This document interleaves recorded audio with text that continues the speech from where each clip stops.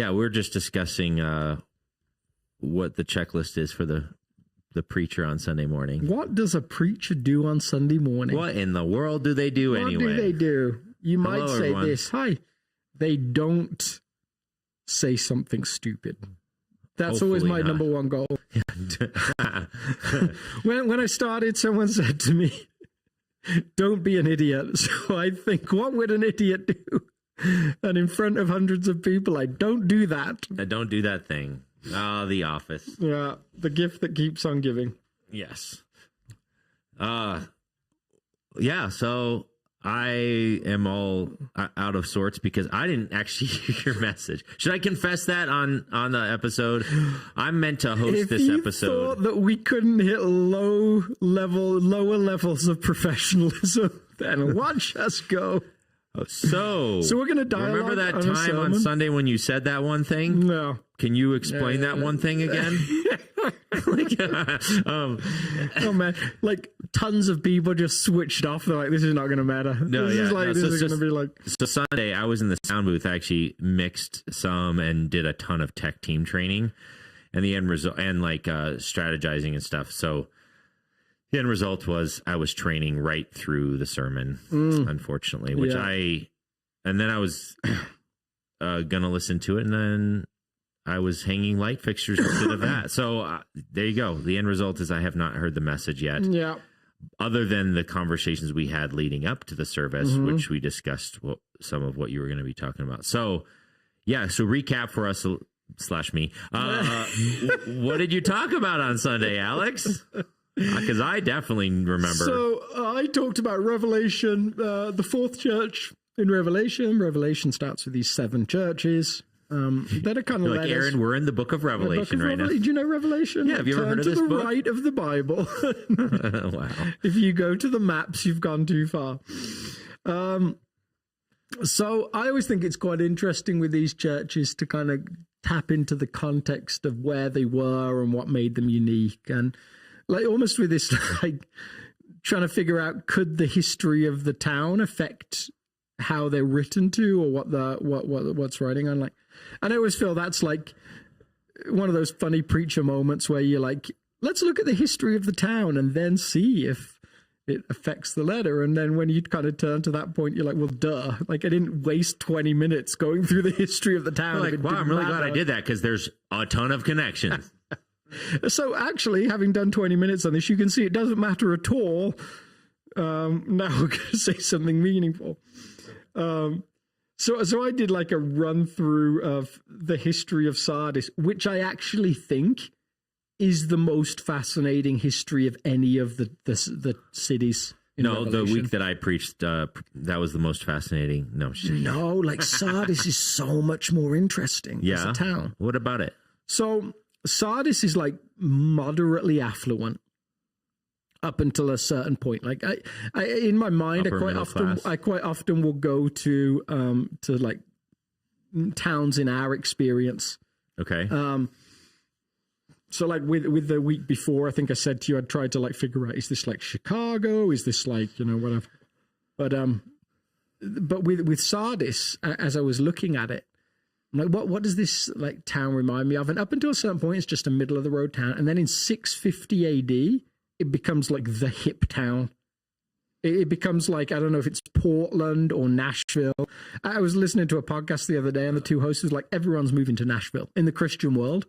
Like Henry Cloud's just moved there. Patrick Lencioni's just moved there. Like all of these like gurus are like, they're flooding Nashville right now. Huh.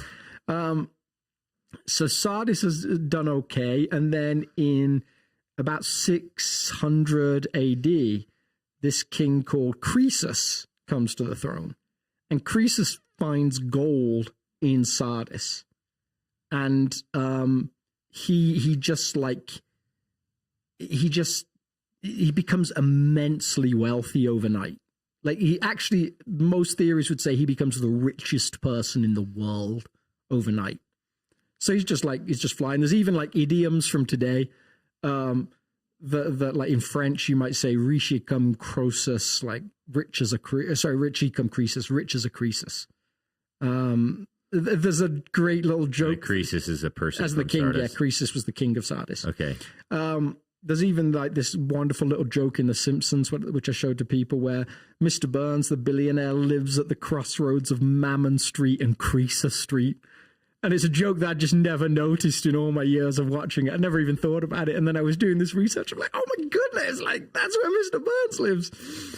Interesting. So it becomes vastly wealthy. They invent coins or coinage at Sardis.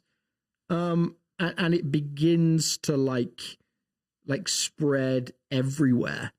And they were the first ones that came up with like, we need to have like distinct like metals for different values. There has to be a certain amount of each metal in them to like standardize, which when you think about it, doesn't sound impressive to us today. But this is like the Silicon Valley move of the day. It's like they're inventing whole new ways of being human.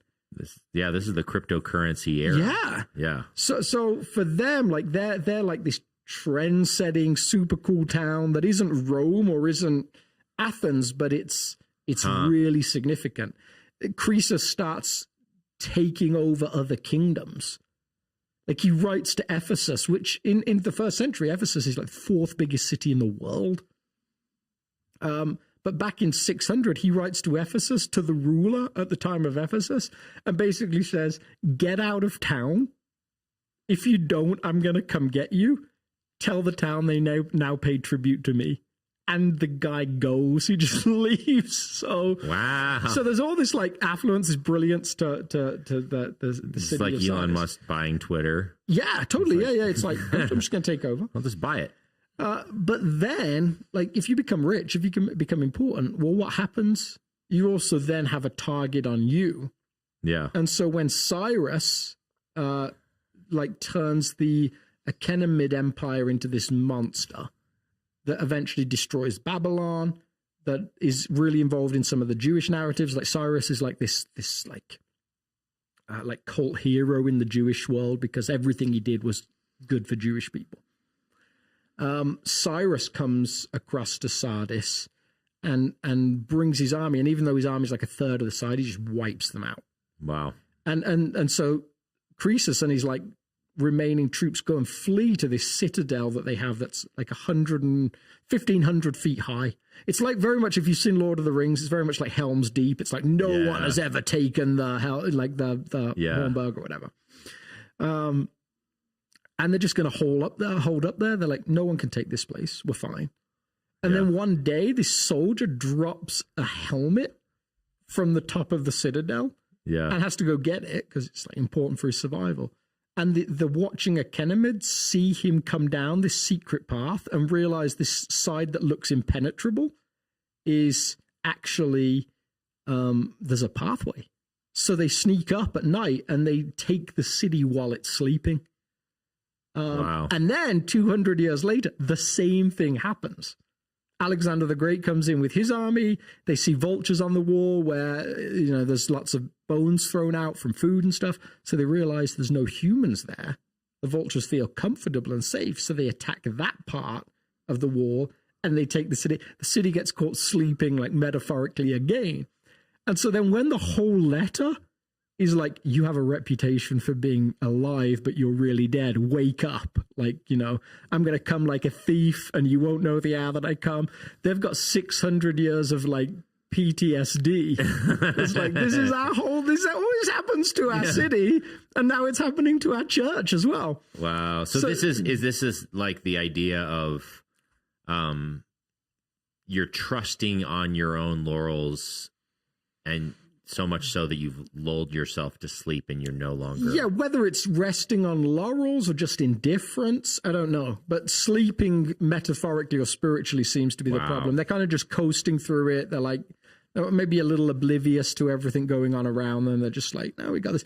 I do think it's fascinating, and I tried to unpack this on Sunday, but there's no real time to do that, how churches reflect cities. Huh. So you go talk about that more. Well, where you go to like a Boston church, and they're usually highly intellectual, like super smart, because the people there are super smart. It's Harvard, it's, BU, it's all these people that are like the height of academia, and those are the people that tend to stay. You go to like a friend of mine pastors a church in the DC area. It's all these like government people and stuff like that. It's got all of those tensions. You go to Silicon Valley. It's all got a certain type of energy to it. You go like churches. We'd like to think we're completely countercultural, but we do tend to like feel a lot like the city. Yeah, totally. And that seems to be happening here in this church. Like there's a way that they reflect the history of the town that they're in. And those histories, like when there's nothing else to do in like thousands of years ago, those histories tend to stick. Like you even see, I gave this story about York in England, which is an ancient city, most northernly of the great cities of England. And so when we were at war with Scotland, they took the brunt of it. So they remember, they wrote laws in saying like, you can kill any Scotsman that comes in the city walls if he's carrying a bow and arrow. Yeah. Like, and no one remembered to delete that law. So it was a law till 2013. Like it was so fixed in people's minds that some government office had to clarify, like you can't kill anyone anywhere at any point, like including York, including if it's a Scotsman. It's like an old narrative that's just stuck. Wow. And so I think that's probably true for Sardis as well. There's like a history to it that is now affecting the church. So everything, when you read that and then you read the rest of the letter, you're like all of this ties into like this idea of spiritual sleep. Yeah, so let's talk through some of the letter itself. So we have like, these are the words of him who holds the seven spirits of God and the seven stars. I know your deeds and your reputation of being alive, but you are dead. So that's and each of these letters, he does this great like callbacks to like unique things about the city. So I do think like it's important to know the New Testament has this interesting relationship between death and sleep, doesn't it? Yeah. Like sometimes it says dead when it really means sleeping. Sometimes it says sleeping when it really means dead. So you're kind of trying to do this kind of translation. And here I would suggest when he says dead, he means sleep of a spiritual kind. I think anyway. But because the idea of wake, it's the same as when Paul says, wake up, O sleeper, and rise from the dead. They're certainly not physically dead. Yeah. But there's an emptiness to their spirituality and indifference to their spirituality that's like, they're as good as dead. Yeah. Set the alarm bells off. This is a wake up call for you. Like wake up. So then he goes in and he challenges them to wake up. Strengthen what is that remains and is about to die, for I found your deeds unfinished. So somewhere the way that they are sleeping is leaving their work undone. Whether that's like the other letters, an indifference to the unchurched around them, like they're no longer living out their mission, whether it's just like a part-time Christianity or whatever. I don't know. It doesn't go into details, but somewhere it's like, no, there's more to expect from you. Like the letter before, was it Thyatira that I did before that? He's centered around, you're doing more now than you did at first. Yeah. This one's the opposite. This one's like, no. You're doing less. You're doing less. It's kind of, or maybe even you never did it. Or leaving things partially done. Or not following through. So remember, therefore, what you have received and heard, hold fast and repent. But if you do not wake up, I will come like a thief. Calling back to those moments, thief, and I will, and you will not know at what time, and I will come. That passage always reminds me of, that Matt Redman did a song like really early on in his songwriting. That the lyrics were like, I will remember you, I will turn back and do the things I used to do. Yeah. Like that seems like some of that language there. Yeah, totally. Like an invite back into the pure form of Christianity that they first received, not however they've kind of warped it. And then like this throwback to Jesus' own teaching about coming like a thief in the night. I use the parable of the 10 virgins or bridesmaids to illustrate that. Yeah. You will not know the hour that I come. So that's like, that feels like generically like what happened and what I tried to cover. Now, the interesting point to me is always to try and take a church from the first century and ask, how might we be getting the end result that they're getting, but because of different things? Because we don't live the same experience. Yeah. Transitioning the context to ours. Yeah. So we might be asleep, but not for the reasons they were. We don't even know exactly why they're asleep. We can try and pick up some pieces and try and look at the town history and maybe like their vague affluence compared to other churches, their kind of unpersecuted nature. There was a huge synagogue in Sardis. It was the size of a football field. But we don't really hear about any persecution from the Jewish community. So it seems like in terms of the Jewish community, everything's kind of good there. Whereas in other letters we'll cover, it seems like they've actually fallen out with the wider Jewish community. Yeah.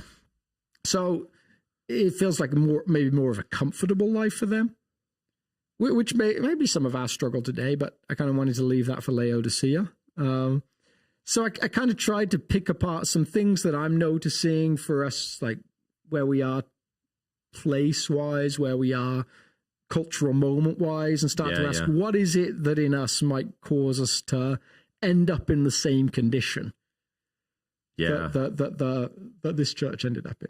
So the movement I kind of felt called to make was into the world of technology, or broadly addiction, I guess. Yeah. Like there's ways to live, like whether it's work, family, travel, like there's all sorts of things that become so central to us that our spiritual lives feel like we're just kind of comatose. The I didn't talk about this, but the feeling I have is, have you ever, gonna maybe put myself up for arrest here, perjure myself, but have you ever driven somewhere and then got there and be like, I actually don't remember anything of this journey? I just feel like I've never ever done that before, because I pay attention thoroughly when I drive. Well, I have. I've sometimes even ended up in the wrong place because I'm just distracted and thinking about something else, and at least got halfway there and said, I didn't even mean to come here. Yeah, I've done that. I've driven to work multiple times when I was supposed to go to the grocery store or something. Pull in and you're like, can't get groceries here. Yeah. You're like, why am I here? It's Saturday. Oh, I was supposed to pick up milk. Okay. So living that like comatose state of functional, no one would look at you and say, I think I still drive pretty well. No one would look at me and say you're sleeping or you're dead or however the language would go. But I'm not fully in it. Yeah. So like there's all these different ways that could be true for you. All right. I have some friends that are addicted to work, and they kind of know that they are. I have some friends that are addicted to success, to money, and they kind of know they are, or maybe they don't. But then for me, I'd been going through this technological question of like, what's healthy for me? Like, totally. In what ways is my participation in the world of technology causing me to leave things undone, maybe? Yeah. So I have this broad thesis that the more technology I use just outside of work for personal engagement, the less loving I am to people around me. Huh. Yeah. That's very possible for sure. Yeah, like I know for me, one of the things I noticed is what's wild about being human and being a broken human being, which I don't know who some of you out there are. What I noticed for me personally is, like the sin is so insidious that it's like, and our brokenness is so deeply rooted that sometimes we're like running off the rails in the most seemingly, like at the surface level, innocuous. But if you actually apply the way of the kingdom or the way of Jesus over the top of it, you're like, oh my goodness, this is actually toxic. Yeah. So let me give you an example from my life. One of the things I notice is when I get stressed, I could turn to like just general social media, like addiction to distract myself. But whether it's scrolling on, for me, it's probably YouTube or something like that. But sometimes I don't want to feel like a person who does that. You know, and this is all internal. No one's paying attention to this, like aside from maybe my wife or whatever. But like, I don't want to feel bad about myself for scrolling like entertainment stuff or like Netflix binging. But I also don't want to deal with like a difficult emotion that I'm facing or a difficult relationship or conversation that I need to have. You are an Enneagram 7. Yeah. So then what I'll do sometimes in those moments subconsciously is I'll educate myself. Oh yeah, I could see that. Yeah. So like there's been times where we kind of joke about that. I'll go down the rabbit hole of like quantum physics or whatever, where I get curious about a topic and I'll spend hours and hours learning about like some weird thing about quantum physics or how to write a code language or it's education, which I feel good about myself because I'm learning and I'm growing and I'm improving myself. Yeah. No, actually, I'm just avoiding a difficult emotion that I really should be paying attention to. And let's be honest, I don't need to know quantum physics. Yeah, and I have similar tendencies in that, like, I'll maybe like play chess because it feels highbrow in comparison to like playing something like, you know, like World of Warcraft or something.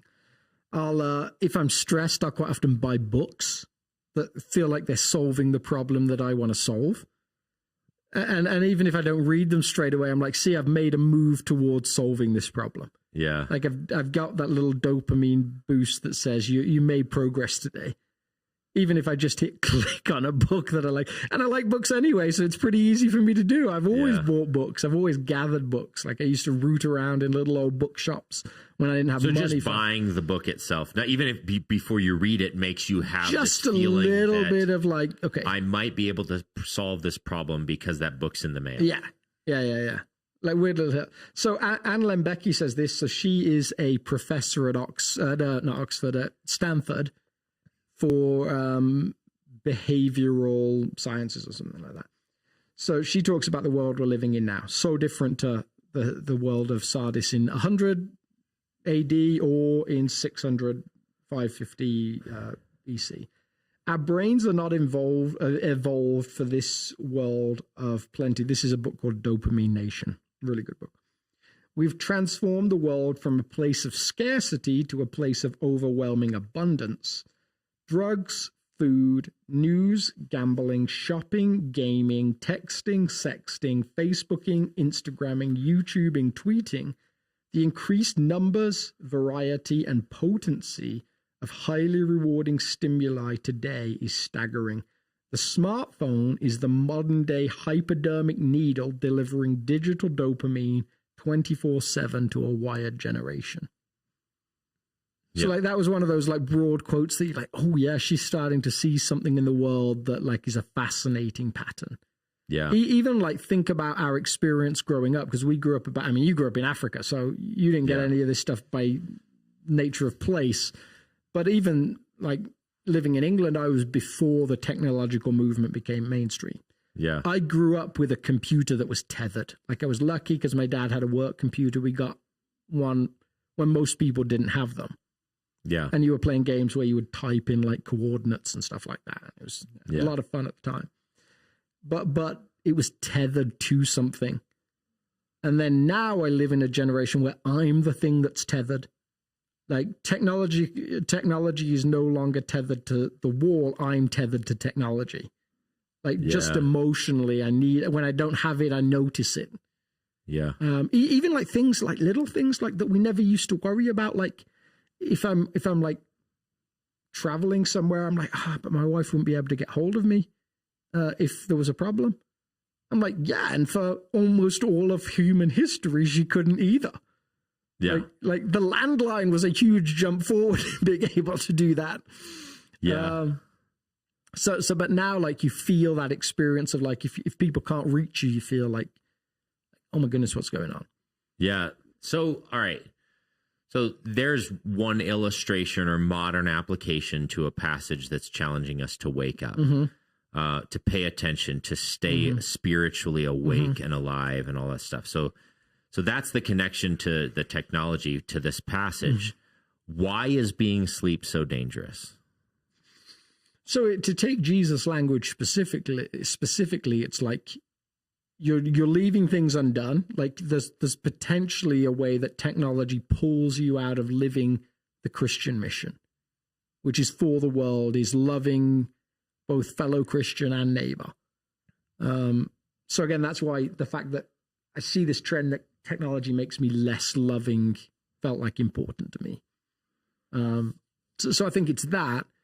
And then somewhere it deeply immerses us in this world. Like the same with riches as well, same with wealth. It makes this world very, very comfortable and attractive. Yeah. C.S. Lewis has this great line where he talks about success as like this beautiful moment where a human being feels like he's making his way in the world, but really it's making its way in him. Just like language that only people like Lewis can write, such a well-crafted sentence. Yeah. Very rarely do you hear an axiom that well put. Yeah. So like it used to be, there would be these sci-fi stories about like worlds where we're plugged into some virtual reality, and it sounded like, yeah, that doesn't sound that fun. But now, like with like the book Ready Player One, or some of these like places where, and now you start to see with the improvement of technology faster and faster and faster, where you like, oh, I could imagine a world where people spend the majority of their day in a virtual space, and they're, working jobs in a non-physical world. Yeah. And stuff. Like it just actually starts to sound. To throw an Office quote again, it's the moment that Dwight loves his life so much he creates a Second Life game where he's also a paper salesman for Dr. Mifflin. This is just so good. I'm so happy. So I'm so happy I got to live my real life digitally. That's so funny. Yeah, you're right. I said, I think I threw out a line in the sermon that I hadn't planned, that for a generation that grew up with The Matrix as like the seminal movie of our moment, it was like the one that made everyone think. Yeah. Like still today, I'm like, yeah, red pill, blue pill. Like, that's you could see like loads of analogies for that and loads of, but for a generation that had all those warnings, were like still like fully, there was a picture of 3 things that Elon Musk has created like this last few months, like a mass transport train system, a driverless car, and a house robot. And if you go and take the movie I, Robot, which does not end well, they're like identical. Yep. It's like, we're not learning any lessons here, people. We're just going full head on into the same thing that we have seen play out on screens before. Yep. So now what's interesting though is the problem isn't necessarily the technology in and of itself, because every generation, even back in the scriptural days, human beings find ways to be asleep rather than awake. Like for example, and we just are, in our brokenness, we find ways. Like, so in Africa, for example, relationally, there's people prioritize their personal interactions with others way higher than they may here.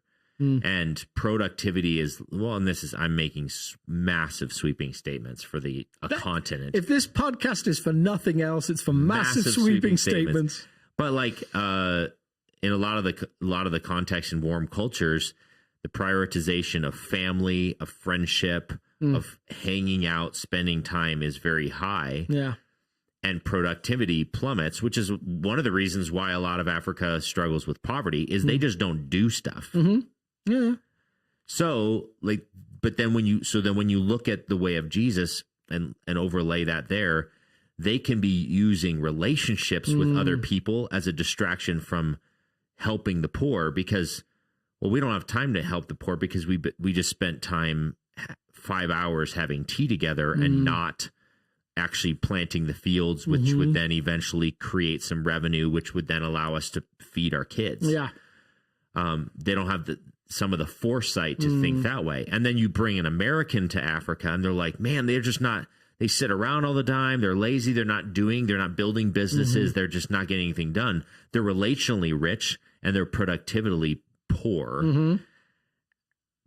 And then the Americans relationally poor because they're filling up all their time creating financial monstrosities.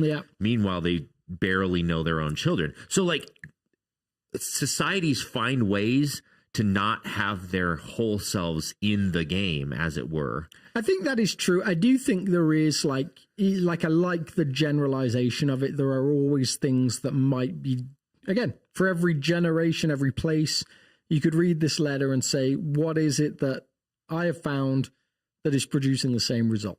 Yeah. Maybe a very different thing. I think the interesting cultural moment about technology is we are just wrestling with like depression rates are through the roof, suicidal ideation through the roof. The average teenager today has the same level of anxiety as a mental patient in the 19th century. Yeah. Like we are just weighed down by a sense of guilt, of insufficiency, of fear of interaction. Like there's a great quote here from Jay Kim, wrote a really interesting book called Analog Christian. I love that you talk about books being your addiction and then you go on and quote 50 books. Right. Huh, interesting. Yes, that's very true. There's also the moment I realized that you guys here spell analog differently to we do. I didn't know either because I don't know how to spell it in either way. I could spell it incorrectly in two different versions of English. So he says this, like in terms of like the self-centric reducing into ourselves aspect that, you know, is maybe family orientated in Africa, maybe espresso orientated in Italy, like, you know, or gelato or whatever. Like, we are all self-centric to a degree, but the digital age has accelerated our journey down a dead-end path. Before the smartphone, most of our hours was spent engaging the world around us, tenuously navigating our connection to real people, real places, and real things in real time. But in the age of the smartphone, at even the slightest hint of discomfort, awkwardness, or boredom, we shift our focus downward and inward, away from the world and towards the screen. So like I think that the postulate there is that like, well, maybe there's places where there's too much interest in family, but it is interest in other people who aren't yourself. Maybe there's places where there's too much interest in like in friends in the Christian community and not enough interest in those outside it, but it is an interest in someone who isn't yourself. There is a requirement to be in relationship that to some degree you have to negotiate. You have to work out what's my responsibility here, what's the other person's responsibility. And it might be massively unfair in your mind, but it is still at least a negotiation. Yeah. The digital age requires no negotiation. It asks and asks for more, and we willingly give it more. And then we find it very hard to give that attention anywhere else, in the worst case example. So I think that was just one of the ways it was interesting to me for this week, that we've lost some of our capacity to notice the world around us. We are very sleepy, very comatose. Yeah, and I honestly don't even think it's fully generational as far as age is either. Like, no, I've noticed, you know, I could be wrong, but as I notice people on screens for a season, there's a transitional season where it was all young people. Yeah. Now, if you go to a restaurant, you'll have someone who's 70 years old who does not look away from their cell phone because they're so easy to use and they've been sucked in. It's not like their childhood without that device enabled them to have better skills to manage it than like in reality, maybe our kids will see their parents screw this up so horrifically that they might have a chance of actually deciding something better. Yeah. Did you hear? But I see it all the time myself too. Like I might look up in a restaurant and I'll look around and I'm like, there's a 12-year-old, an 18-year-old, and a 75-year-old all on the screens without blinking for. Well, do you remember 2008, the movie WALL-E came out, the Disney movie with the cute robot, and there's like the spaceship where they're all just like zoned in on the screens, don't notice anything around them. Yeah. Like that's as the smartphone is coming out. And there's like this big giant warning, like, watch out for this. And Apple's like, you're not going to see this coming. It's just it's so hilarious. And actually the people closest to it, ironically, are the ones that are most immune from it. Steve Jobs didn't let his kids have iPads. He invented them and he can easily afford them or could easily afford them. And he's like, nope, not for you.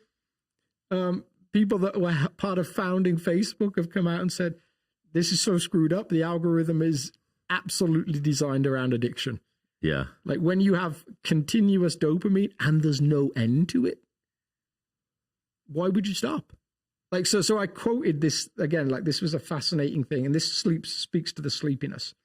Let me find this quote. This was another Anne Lembecki quote.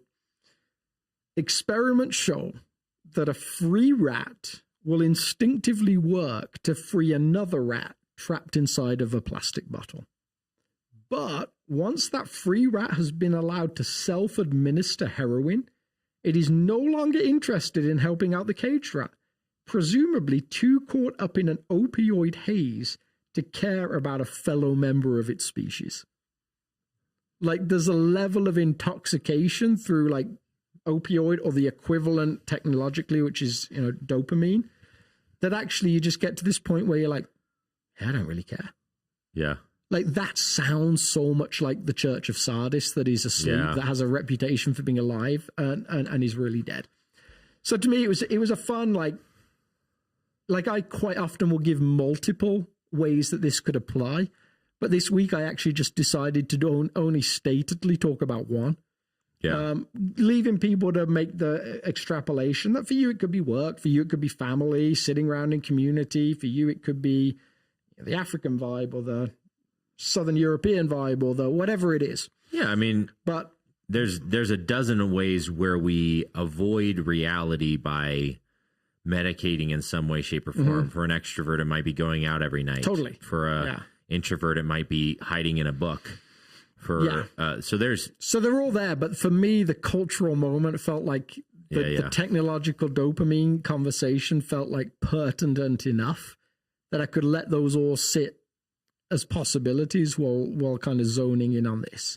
Yeah. And maybe calling us to actually look up from the thing that has become very addictive and notice the ways it maybe brings a certain amount of negativity to our relationship with God, our relationship with the world, our relationship with the community around us.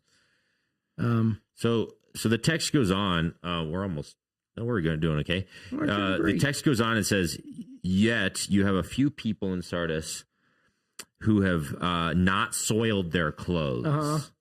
They will walk with me dressed in white, for they are worthy. The one who is victorious will, like them, be dressed in white. I will never blot out their name from the person of that person from the book of life, but will acknowledge that name before my Father and his angels.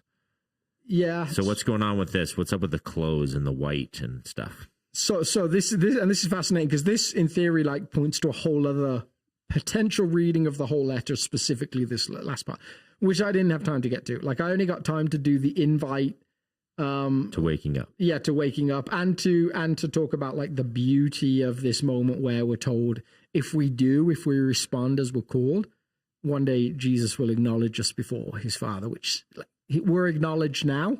Yeah. But that beautiful moment of face to face is the thing that we're called to look up, hopefully and expectantly to. Yeah. Where all manner of things will finally be well. So at Sardis, there was a goddess, Cybele, who was like the town's particular goddess. Again, same with Apollo the week before, same with other letters.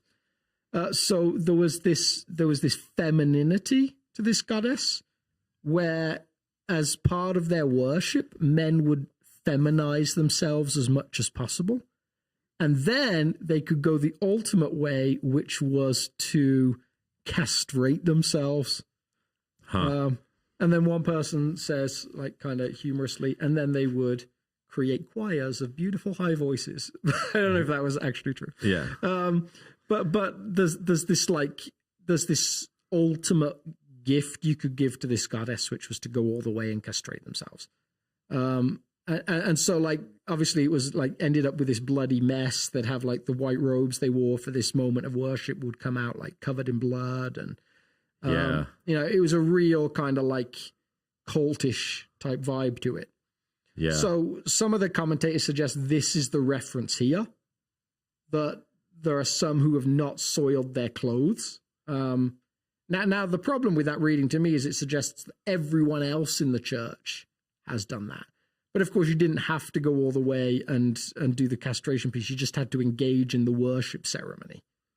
So there's like some idea that, like, actually, no, to participate is to soil your clothes, to take away some of your purity. It's again like so many of the letters are. It's a participation in the Roman cult, whatever it was of the day, because it made your life easier. It allowed you to, you know, get into the guilds, to make money, to be successful. Yeah. It's all the ways that you might participate in the world around you in a kind of un-Jesus-like way, because it makes life in this earth easier. So his message here is like, there's some that haven't done that. There's some that have stayed focused, stayed pure, stayed true to the ethics of Christianity that they were given. Yeah. But there's a whole bunch that haven't. And so this is like a invite back, like, wake up, come back to this thing that you first learned, that you were first taught. Yeah. There's still hope. Like, become the church you were made to be. Because one day, even if you've been down that journey, you can be like these that one day will be dressed in white, that I'll acknowledge. Okay. Before my Father. Wow. So that's some of the piece that seems like it's there, but again. On Sunday morning, you can only do so much. Hey, is that why we invented this podcast? Yeah. There you go. There we go. Partially. We didn't get any questions this week. I made people slap their hips, wondering if their phone was still there.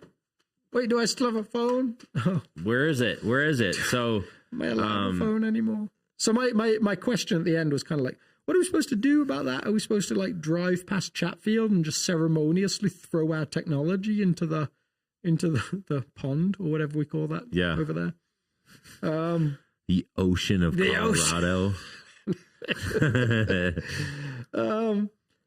So I gave people a couple of tools that maybe were supposed to be helpful. One, which was, there are actually some ways to kind of dumb it down. I actually turned, and I think it's back on because I turned it off on vacation, but I turned my iPhone to grayscale.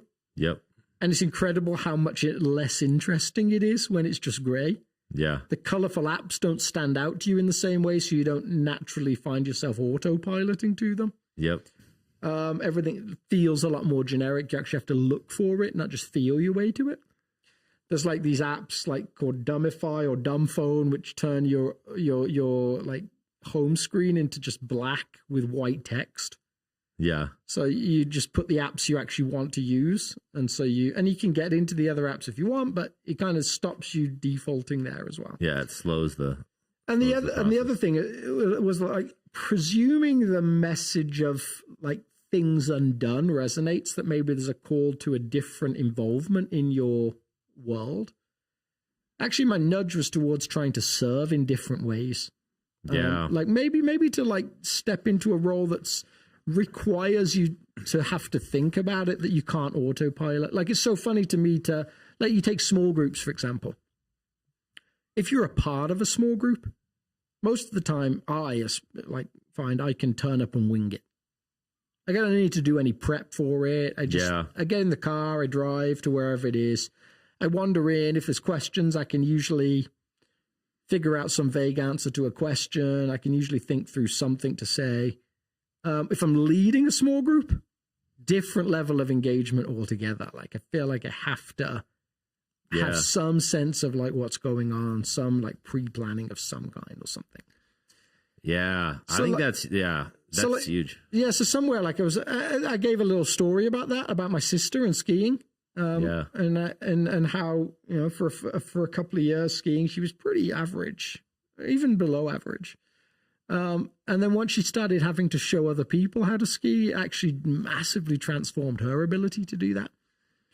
And I found that to be so true in my life. I mean, I've had this discussion with my wife all the time because I tend to flip-flop between too much on my plate and too little on my plate. Mm-hmm. But I'm convinced that too little is equally problematic as too much. Mm-hmm. Too much on my plate means I start to drop the ball in different ways. I become stressed and sleepless, and I'm just not a nice human when I'm sleepless and all these different things. But when there's too little on my plate, I escape to dopamine sources and I become intellectually less engaged and also equally as grumpy. And so there's like, I'm in this dialogue pretty often with God where I'm like, okay, I need a full enough plate with the appropriate amount of margin where God's designed me for a certain amount of work. And if I don't have that, I actually get off the rails. Yeah. And vice versa. If I have too much, I get off the rails. And so one of the prayers I'll pray related to that is like, Lord, help me stay in step with you, not to run ahead, not to lag behind, but to stay in step with you, because both are problematic and both result in a less spiritually mature person. Yeah. And I think we've talked about, I've had that same experience. I had this distinct experience maybe 2 years ago. I was out walking by myself on vacation. And I quite often will have this sense of like Jesus walking with me. Yeah. And in this particular moment, Jesus was walking like maybe a foot or two behind. I was like driving, moving, and I'm like, I really want to move in step with you, not in front of you, not behind you. So similar sort of heartbeat. So we all risk, we've talked at South before of this like pattern of unconscious incompetence, conscious incompetence, conscious competence, and conscious incompetence. Yeah. Like broadly, you don't know what you don't know. You know what you don't know. You know what you know. You don't know what you know. Yeah. And for you worship leading, I mean, you've been doing it so long now. You could turn up with a guitar on Sunday morning and flick on a microphone and have the church be like, that was so beautiful. They might even throw out things like, that was like the old Aaron before we had all this other stuff. And like, you're brilliant at that. It probably at times gets easy enough that like you can autopilot, I would guess. Yeah. There's ways and little nuances that I'll add to sermons that I'll think about, that I won't even think about, that other people wouldn't think about. Like we all have ways that we need new things to which is kind of waken us up. Which is some of what your challenge was on Sunday. It sounds like that you can self-inflict some of that challenge. Like sign up to lead something that you have just been participating in casually as a follower, and you have to get into the game at a different level. Yep. Or like for me with worship leading, well, I just discovered some other leaders. I added them to my lead team, and they don't let me fall asleep because they're like, "Hey, have you ever thought about this before?" And I was like, "Well, I have. I haven't done it because no one asked me about it until you did, and so now I have to do it." Or like, so engaging with other leaders and help and forces to break the deep ruts that I've formed in my own craft and vocation. Did I tell you about the super weird Japanese commercial I nearly showed for this week? Oh, I think you did, but I don't remember. So like it's and I can try and find the link if people want to watch it. But it's this Japanese commercial. And you start off and you just see a bunch of guys in black shirts holding hands, like rows of them. Oh, like 4 or 5 rows, all linked together. Like, And the first guy turns to the other guy and is like, "What is it?" And then this thing lands on his face and it's like, "Poop, it's poop." And they're all like, "Poop, everybody." And then suddenly it's pouring with rain. And then suddenly there's like lightning bolts and stuff like that. And then suddenly it's snow and they're all like shivering together, holding hands. And then finally there's an earthquake and one of them says, "When will this end?" And the other says, "I don't know." And then it turns to this like black screen and it says, "Strength in unity." something roofing tiles. And what you've been watching is a roof. It's quite traumatic. I actually worried I couldn't show it without traumatizing people. But it's a roofing tile commercial. But there was this moment when it's snowing where one of the tiles, the men, turns around to the other one and says, "Don't fall asleep. Stay awake. You'll die if you fall asleep." And I was like, oh my goodness, this is like the letter to Sardis. Yeah. And they really push that communal element of it. Like, this is a core for each of us to say, whether in verbally or just in our way of living, like, stay awake, stay engaged with this. Yeah. And yeah, that's what I found is I have to, in order for me to follow through with my own intentions, I have to put people in my life intentionally that will challenge me, question me in good and difficult and beautiful ways. Otherwise, I won't even do the thing that I intended to do. Yes. Yeah. And those people that ask you difficult questions, they are actually a gift, even if it creates uncomfortable moments. You and I both regularly get together with Kevin Butcher. Yeah. And Kevin is brilliant at that. Like, I'll sit down with Kevin and we'll talk about church, and then he'll just say, like, how are you and your wife? And I'm like, oh man, now I actually have to talk about something real, not something like detached from my like individual person. Those are people that ask those questions, even though they might cause some raw moments and push on some scars at times. Yep. They're actually a gift. Absolutely. So maybe you need to find someone like that, or sign up for something that's terrifying, lead something, and it'll force you to wake up. Yeah. Yep. All right. Well, thanks for tuning in. I was hoping you could end us with like Rage Against the Machine, like their song "Wake Up," where at the end it's just like "Wake up, wake up." We were gonna sing that on Sunday, but then decided last minute, we decided that the youth group wasn't ready for it. So we love you all. Tune in. Thanks for tuning in, and we will catch you next week on the Red Couch Theology Podcast. Bye. Oh, I never pulled up why am I saying goodbye? Because I didn't pull up the stop button yet. And now bye.